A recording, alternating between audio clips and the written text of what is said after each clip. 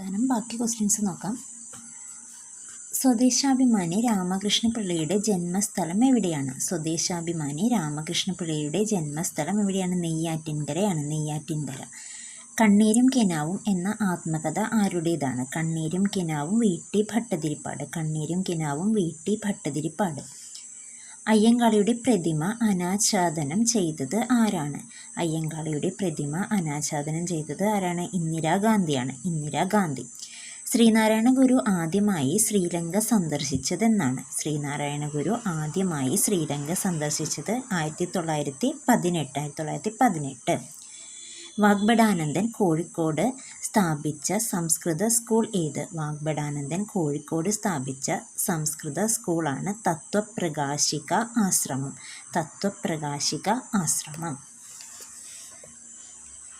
ജാതിക്കുമ്മി എന്ന കൃതി രചിച്ച സാമൂഹ്യ പരിഷ്കർത്താവ് ആരാണ്? ജാതിക്കുമ്മി എന്ന കൃതി രചിച്ചത് പണ്ഡിറ്റ് കെ.പി. കറുപ്പൻ. പണ്ഡിറ്റ് കെ.പി. കറുപ്പൻ.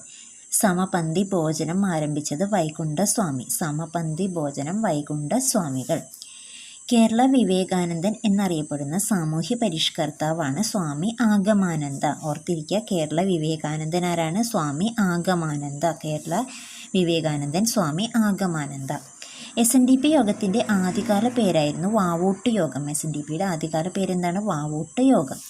ഊരാളുങ്കൽ ഐക്യ നാണയ സംഘം എന്ന പേരിൽ കർഷക ബാങ്ക് രൂപീകരിച്ചത് വാഗ്ഭടാനന്ദനാണ്. ഊരാളുങ്കൽ ഐക്യ നാണയ സംഘം എന്ന പേരിൽ കർഷക ബാങ്ക് ആരംഭിച്ചത് ആരാണ്? വാഗ്ഭടാനന്ദനാണ്.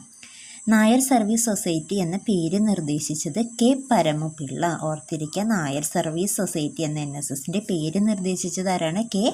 പരമപിള്ള. തൈക്കാട് അയ്യാഗുരുവിൻ്റെ യഥാർത്ഥ പേരാണ് സുബ്ബരായൻ. തൈക്കാട് അയ്യാഗുരുവിൻ്റെ യഥാർത്ഥ പേരെന്താണ്? സുബ്ബരായൻ. ഡോക്ടർ പൽപ്പുവിൻ്റെ പ്രധാന കൃതിയാണ് treatment of Thiyyas in Travancore. Treatment of Thiyyas in Travancore. പ്രാർത്ഥനാഞ്ജലി എന്ന കൃതി രചിച്ചത് വാഗ്ഭടാനന്ദൻ. ഓർത്തിരിക്കുക, പ്രാർത്ഥനാഞ്ജലി ആരുടെയാണ്? വാഗ്ഭടാനന്ദൻ്റെയാണ് പ്രാർത്ഥനാഞ്ജലി. പ്രാർത്ഥനാഞ്ജലി വാഗ്ഭടാനന്ദൻ. ഖുറാൻ പരിഭാഷ പ്രസിദ്ധപ്പെടുത്തിയിരുന്ന വക്കം മൗലവിയുടെ പത്രം ഏത്? ഖുറാൻ പരിഭാഷ പ്രസിദ്ധപ്പെടുത്തിയിരുന്ന വക്കം മൗലവിയുടെ പത്രമാണ് ദീപിക. ദീപിക.